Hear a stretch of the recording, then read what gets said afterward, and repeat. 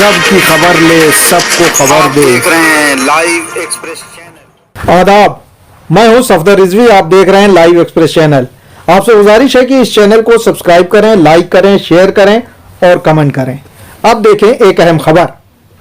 मौलाना कल्बे जवाद के नेतृत्व में चलने वाला वक्फ बोर्ड रोज रोज नए गुल खिला रहा है, जिससे वक्फ संपत्तियों को करोड़ों का चूना लग रहा है। बताया जाता है कि बोर्ड के चेयरमैन अली जैदी और मौलाना जवाद ऐसा इसलिए कर रहे हैं क्योंकि उन्हें लग रहा है कि वक्फ बोर्ड अब चंद दिनों का मेहमान रह गया है और लोकसभा चुनाव के पहले वक्फ बोर्ड भंग हो जाएगा। ऐसी स्थिति में कमाई का जरिया वक्फ बोर्ड उनके हाथ से निकल जाएगा। इसलिए ससुर और दामाद दोनों वक्फ की संपत्तियों को बेचने और कब्जा करवाने में लग गए हैं। हम पूरे मामले पर तफसील से चर्चा करेंगे। इसी सिलसिले में अभी हाल ही में यतीम खाना को भी बंद करने की कार्रवाई की गई है और अली जैदी उस पर अपने रिश्तेदारों का कब्जा करवाने में लग गए हैं। आप सब ने ये कहावत जरूर सुनी होगी कि भागते भूत की लंगोटी ही सही। मौलाना जवाद इस पर पूरी तरह अमल करते नजर आ रहे हैं। अलीगढ़ की वक्फ संपत्ति सैयद अली अकबर T2659 का आनन फानन में बेचना इसी की एक कड़ी माना जा रहा है। इस संपत्ति को जल्दबाजी में इसलिए बेचा गया क्योंकि मौलाना जवाद के खिलाफ FIR होने वाली थी। मौलाना कल्बे जवाद के साथ उनके भाई कल्बे नकी और मौलाना शबीहुल हसन के बेटों ने भी वक्फ संपत्ति को भूजे के भाव में बेचा है। बताया जाता है कि ये संपत्ति करोड़ों की है, लेकिन उसे लाखों में बेच दिया गया। बताया जाता है कि मौलाना जवाद ने 60 लाख रुपए में अरबों की संपत्ति को बेच दिया। इस संपत्ति की रजिस्ट्री हम स्क्रीन पर लगा रहे हैं।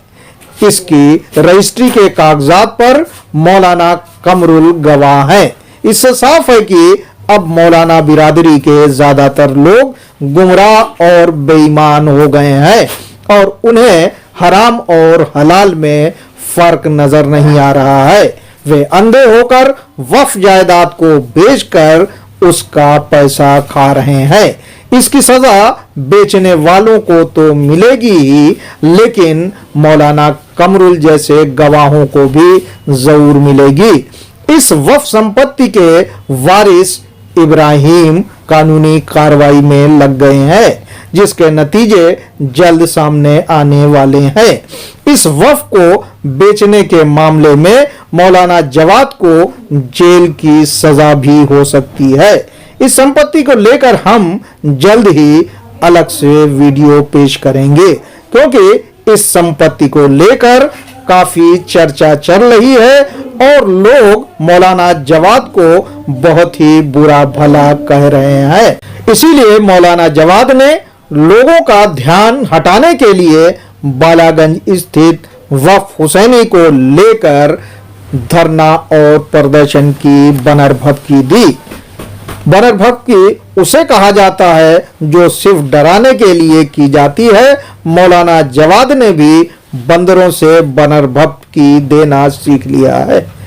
पिछले कई साल से वे बनरभक्की देते आ रहे हैं कि वे धरना और प्रदर्शन करेंगे, फिर वे धरना प्रदर्शन की कार्रवाई वापस लेने का ऐलान कर देते हैं। ऐसा ही उन्होंने 6 जनवरी को होने वाले धरना प्रदर्शन को लेकर किया और कह दिया कि उनकी नगर निगम के अफसरों से बात हो गई है।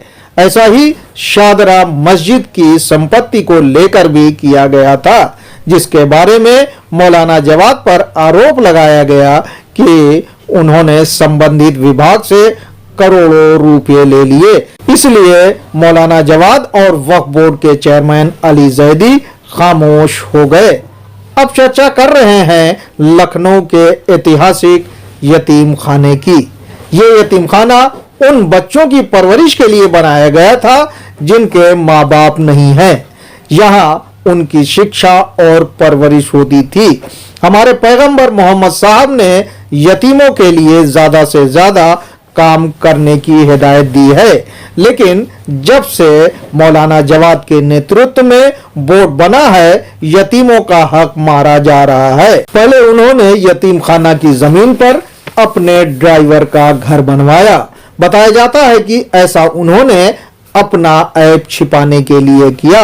अगर वे अपने ड्राइवर को इनाम नहीं देते तो वो मौलाना जवाद के ऐसे ऐसे राज खोलता जिससे मौलाना जवाद कहीं के नहीं रहते। अब यतीम खाना के साथ नया खेल अल्पसंख्यक कल्याण आयोग की मिली भगत से किया जा रहा है।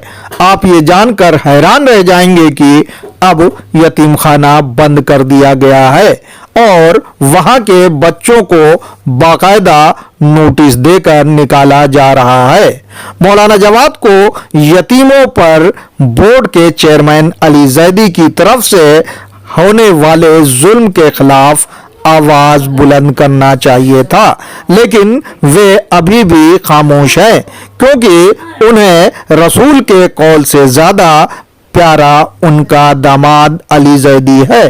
शरीयत की जानकारी रखने वाले मौलाना जवाद को चुल्लू भर पानी में डूब मरना चाहिए कि उनके नेतृत्व वाला बोर्ड यतीमों पर जुल्म कर रहा है और यतीमों की संस्था यतीम खाना को बंद कर रहा है। अब ये जान लें कि ऐसा क्यों किया जा रहा है। बताया जाता है कि ऐसा इसलिए किया जा रहा है कि बोर्ड के चेयरमैन अली जैदी पूरे यतीम खाना पर अपनी बहन का कब्जा करवाना चाहते हैं। अभी उनकी बहन यतीम खाना के कुछ हिस्से में स्कूल चला रही हैं। वक्फ बोर्ड जल्द ही उन्हें पूरे यतीम खाना पर स्कूल चलाने की मंजूरी दे देगा। वक्फ बोर्ड के सूत्रों का यही मानना है। मौलाना जवाद इसलिए आवाज उठाने का साहस नहीं कर पा रहे हैं क्योंकि उन्होंने जिस तरह से वक्फ संपत्तियों को बेचा है और कब्जा करवाया है, अगर उन्होंने बोर्ड के खिलाफ मुंह खोला तो चेयरमैन अली जैदी मौलाना जवाद के खिलाफ कार्रवाई करने में कोई मुरव्वत नहीं करेंगे। बताया जाता है कि चेयरमैन ने अभी हाल ही में वक्फ अली जान के एक मकान पर वक्फ संपत्ति की रिपोर्ट लगवाकर मौलाना जवाद के हाथ को बेचने से काट दिया। वक्फ बोर्ड के इशारे पर यतीम खाना के मुतवल्ली शमीम अहमद ने यतीम बच्चों को जो पत्र लिखा है उसमें क्या लिखा है वो भी सुन लीजिए। पत्र में कहा गया है कि सूचित किया जाता है कि प्रोबेशन अधिकारी के आदेश के मुताबिक संस्था यतीम खाना को बंद करके बच्चों को उनके घर भेज दिया जाए। जिनके घर पर कोई नहीं है उनको बालगृह में भेजने का निर्देश दिया गया है। इसलिए आप लोगों को निर्देश दिया जाता है कि अपने अपने बच्चों को यतीम खाना से ले जाने का कष्ट करें। जी हाँ, सुन लिया आपने। ये पत्र उस शमीम अहमद की तरफ से लिखा गया है जिस पर सरकारी विभाग में करोड़ों रुपए के गबन का आरोप है। बोर्ड के चेयरमैन अली जैदी और मौलाना जवाद ने जिस दिन शमीम अहमद को मुतवल्ली बनाया था, जानकारों ने उसी दिन बोला था कि अब यतीम खाना भी बिक जाएगा और बंद हो जाएगा। ऐसा ही हो रहा है। ये वही यतीम खाना है जिसे उस वसीम त्यागी ने बचा कर रखा था जो मौलाना जवाद की नजर में बहुत ही बुरा था। लेकिन आज जिन लोगों ने यतीम खाना को बंद करवा दिया है वे वसीम त्यागी से भी बदतर हैं। मौलाना जवाद को अपना मुंह खोलकर इस बात को स्वीकार करना चाहिए।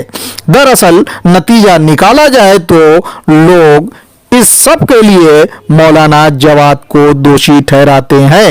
एक मोमिन ने फोन करके बताया कि मौलाना जवाद ने 2 हफ्ते पहले जुमा मस्जिद में नमाजियों को शैतान के नुमाइंदे अबू लहब की तरह गुमराह किया और कहा कि अगर कोई असली बाप का है तो वो उन पर मुकदमा कराए। मौलाना जवाद ऐसा कहकर लोगों की आंख में धूल झोंक रहे हैं और सफेद झूठ बोल रहे हैं, वो भी जुमा मस्जिद में। इसके लिए अल्लाह के दरबार में न सिर्फ उन्हें दागा और पीटा जाएगा बल्कि सवाल भी किया जाएगा कि उन्होंने झूठ पर झूठ क्यों बोला। लोगों को जान लेना चाहिए कि अस्करी एडवोकेट ने वक्फ के खाते से पैसा चोरी करने के लिए उन पर मुकदमा दर्ज कराया है जो चल रहा है। एक नहीं कई दूसरे मुकदमे भी अस्करी एडवोकेट ने मौलाना जवाद पर दर्ज कराए हैं। अब मौलाना बताएं कि अस्करी एडवोकेट क्या असली बाप के हैं या नहीं। इसी तरह मौलाना यासूब अब्बास के भाई डॉक्टर तैयब मिर्जा ने भी मौलाना जवाद के खिलाफ एफआईआर और मुकदमा दर्ज कराया। मौलाना जवाद बताएं कि क्या डॉक्टर तैयब जो मौलाना मिर्जा अतहर के बेटे हैं क्या वे असली बाप के हैं या नहीं। जहां तक मौलाना जवाद ये कहते हैं कि कोई बताए कि उन्होंने कहां से पैसे हासिल किया है तो उन्हें बेनकाब करने का काम मेरे दोस्त मौलाना फिरोज ने कर दिखाया है। वक्फ मालिकी की जमीन को बेचकर उन्होंने मौलाना कल्बे जवाद को पैसा दिया जिसकी उन्होंने तहरीर हासिल कर ली थी। मौलाना जवाद अगर सच्चे होते तो कभी इस तरह के दावे नहीं करते। लोगों का यही कहना है कि मौलाना जवाद न सिर्फ झूठे हैं बल्कि मक्कार, गस्बी और बेईमान भी हैं। इसके ढेरों सबूत हैं। इसलिए अब उन्हें जुमा मस्जिद के इमाम जुमा के पद से हटा दिया जाना चाहिए। वे सिर्फ पैसे के लिए इमाम जुमा बने हुए हैं। अब जब वे नमाज पढ़ाने के लिए फिट नहीं है तो उन्हें खुद ही पद से हट जाना चाहिए। लेकिन अब वे अबू लहब की तरह जुमा की नमाज के बाद ग़ीबती तकरीर करते नजर आते हैं। कभी अबू लहब की तरह ये कहते सुने जाते हैं कि फलाने की वीडियो नहीं देखो।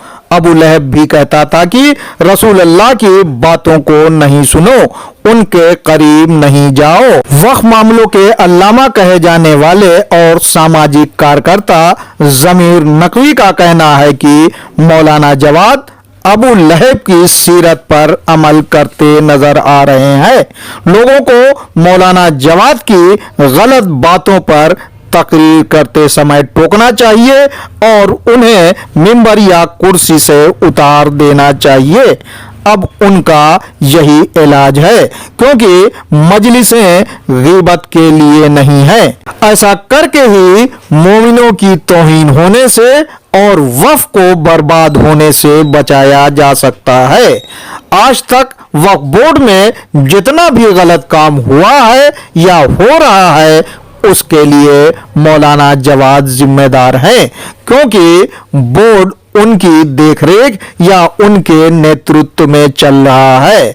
मौलाना जहीर इफ्तिखारी ने अपनी वीडियो में कई साल पहले सही कहा था कि अगर ये कम पढ़ा लिखा कल्बे जवाद गुफराने माप का रिश्तेदार नहीं होता तो मंडी में बैठकर तरकारी बेच रहा होता। जमीर नकवी का कहना है कि उन्होंने अलीगढ़ के वक्फ के बेचे जाने के सारे कागजात देखे हैं। इसके बाद अब उनकी नजर में मौलाना जवाद चोर नहीं बल्कि डकैत हैं। खैर, एक खबर और सुन लीजिए। आगरा के शहीद सालिस वक्फ से मौलाना आगा रूही के बेटे अब्बास अबकाती को भी हटा दिया गया है। मौलाना आगा रूही के भाई अंसर अबकाती उर्फ अन्नू मियां भी संयुक्त रूप से मुतवल्ली का कामकाज देख रहे थे। अब उन्हें भी हटा दिया गया है। वहां जफर सज्जाद को प्रशासक बनाया जा रहा है। लोगों का कहना है कि ऐसा इसलिए किया जा रहा है क्योंकि वहां पेट्रोल पंप के पास मौजूद वक्फ की जमीन को खुर्द-बुर्द करने का मामला चल रहा है। बहरहाल उत्तर प्रदेश के मुख्यमंत्री आदित्यनाथ योगी, जो सख्त और ईमानदार छवि के बताए जाते हैं, उन्हें अल्पसंख्यकों के वक्फ को लूटने से बचाने के लिए सख्त कदम उठाना चाहिए। नहीं तो मौलाना कल्बे जवाद जैसे आस्तीन के सांप उन्हें बदनाम करवा के रख देंगे, क्योंकि मौलाना जवाद और उनकी टीम ने ही अब्बास बाग की करबला और दूसरे वक्फ की जगहों को बिकवाया है और कब्जा करवाया है। इसी तरह मौजूदा समय में यही टीम करबला तालकटोरा में प्लाटिंग करवा रही है और वक्फ की जगह बेच रही है। इसमें वहां के मुतवल्ली कहे जाने वाले शादाब आगा भी शामिल हैं। वे वहां चल रहे स्कूल को भी बंद कराने के लिए वहां के स्कूल वालों को धमका रहे हैं और उनसे पैसे की मांग कर रहे हैं। इससे पहले करबला की जमीन पर उन्होंने 4 मकान बनवा दिए, जहां पिछले दिनों चेयरमैन अली जैदी ने जाकर चाय पी। अली जैदी अपने नाना की मिट्टी में तालकटोरा गए थे और उन्होंने शादाब आगा को तालकटोरा परिसर में फैली गंदगी के लिए सख्त फटकारा। बताया जाता है कि अब शादाब आगा के भी पर कटने वाले हैं, यानी उन्हें हटाकर इस वक्फ का मुतवल्ली मौलाना कल्बे जवाद को बनाया जा सकता है। आपसे गुजारिश है कि इस चैनल को सब्सक्राइब करें, लाइक करें, शेयर करें और कमेंट करें।